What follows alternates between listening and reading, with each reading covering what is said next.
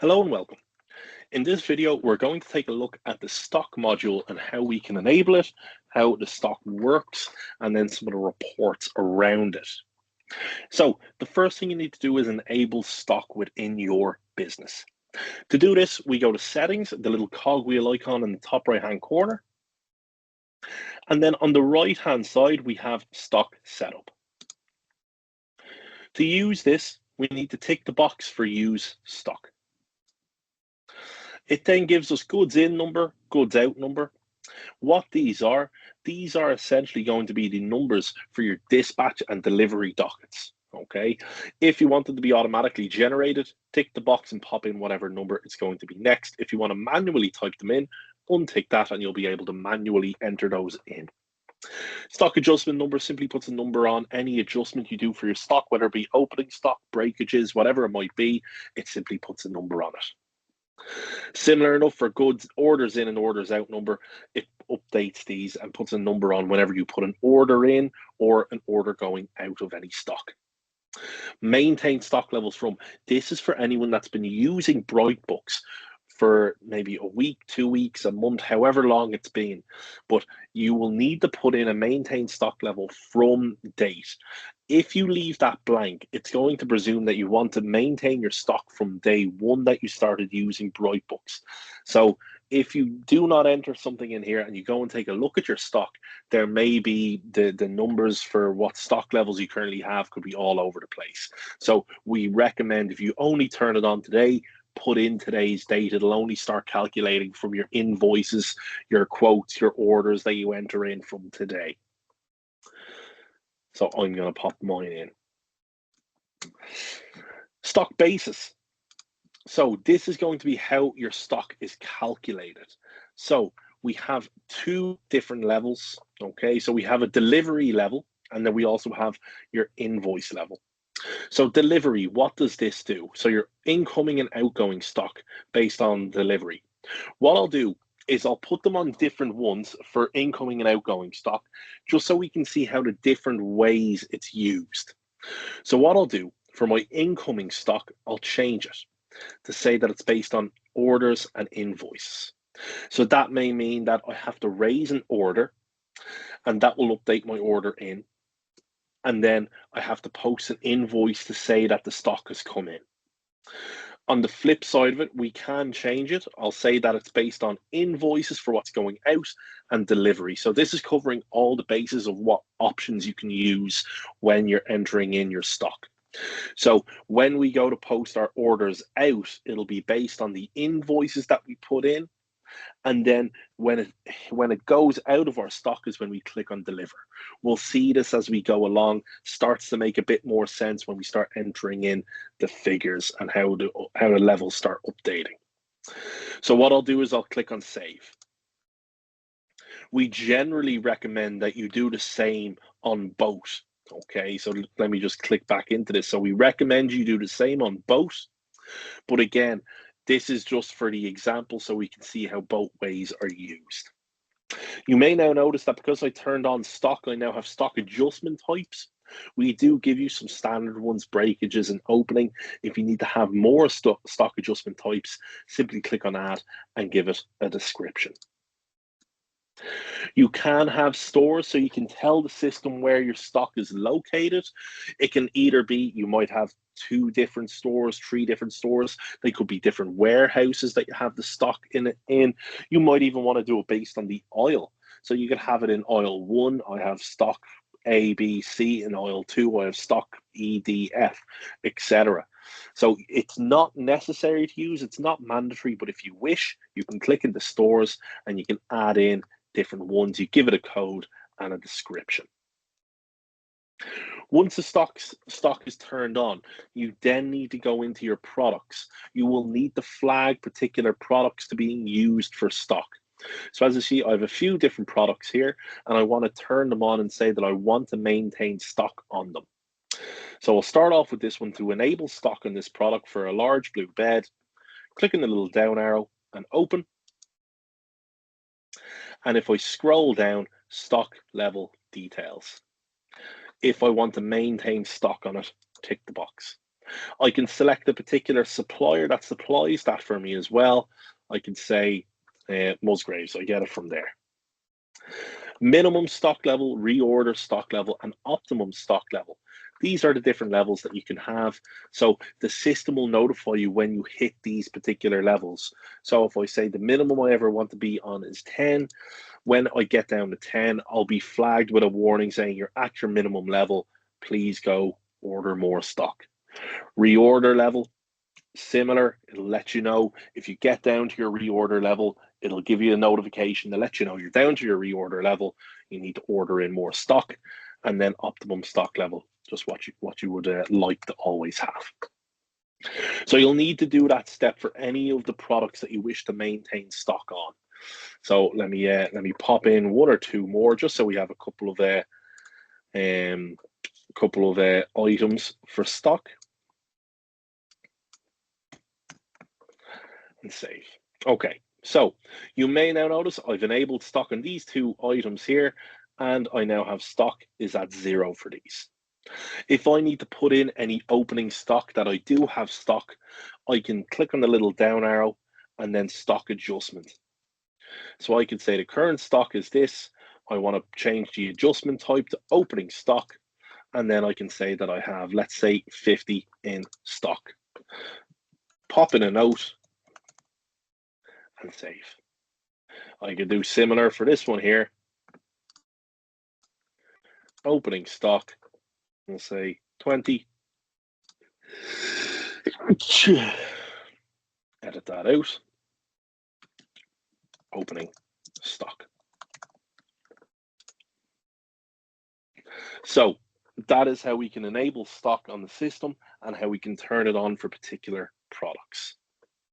Let's take a look at how the incoming and outgoing levels are updated. So let's say that we need to sell some stock. A customer has come and we're selling stock. So remember, this is going to be on the basis, if we take a look at our stock setup again and stock basis. So this is going to be our outgoing stock. So it's based on invoices and delivery. So you may be a business that you don't deal in orders. You just give them the invoice and that's it. Then the stock gets sent out. Okay. So we'll go to our sales and we'll go invoices and credit notes and then new invoice. Select your customer, whoever it might be, pop in your date, then your product. Enter in your product, we'll say the large bed, and as you see, when I click on the little magnifying glass there, it gives me my stock levels as well, so I can kind of see where I'm at.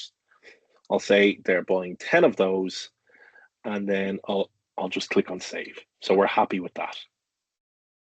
If we go and we take a look at our stock levels now, on the left-hand side, we do have the stock module now as well.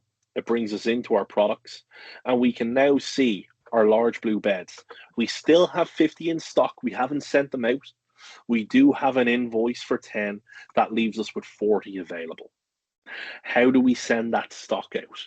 So once the stock gets sent from the shop or the warehouse or wherever it might be, it's when you click on, as you see, there's now a delivered column here and it says no.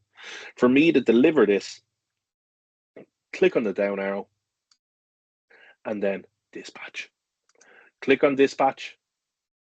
This is my delivery docket, okay? I can edit it if I need to say that I've dispatched maybe 5 or 10 or whatever it might be. If I'm only sending out 5 now, 5 later, I can edit that. But for this example, we're just going to say that we're happy with this. Click on save. It asks me what my first dispatch number is going to be. I'm going to say 1. And it's now delivered. If we take a look at our stock module on the left, as you can now see our large blue beds, we now have 40 in stock. There's 0 on orders out, 40 are available. If I want to print off that dispatch stock, I can find it along the top here in goods out. And there it is. I can print that off, click on the little down arrow and print. And I haven't set up a template yet. I can set up the print template for this by going into the settings along the top. And then down the bottom, we have print templates. And then our goods out template. So we can add in our logo, we can edit our margins, our header details, columns, etc. So tick on or untick what we need and don't need. So that is one side of it. If you're not using orders, you might just go straight to invoices. You have your dispatch button. Let's say we want to order in more stock. So this is going to be the flip side of it. So we're bringing stock in, but we're going to take the example that we do use our orders and we want to update our stock based on whenever we post an invoice to say that it's been delivered. Again, based on the settings, we can have the deliver button on the orders as well, but this is just showing the other side of it. So we need to put in a new order to get stock back in. We're on our purchases and our orders. New order, enter in our supplier, whoever it might be. I'll say Musgraves. Select my product. I'll say the large beds, the large blue beds, and we'll order in 30 of those. And again, I'm happy with that, so I'll click on save. So again, let's take a look at our stock and then our products and then our large blue beds. So again, we can see we still only have 40 in stock, but we've ordered in 30. They do not add to the available because again, we don't have them, so they're not going to get to be added to that available column. So how do we get this to update? Remember, our setting is based on this will update when we post our invoice. So we go to purchases, and then when we convert this to an invoice, if I click on the down arrow and then invoice, pulls in all the information, given an invoice number, and then once I click on save,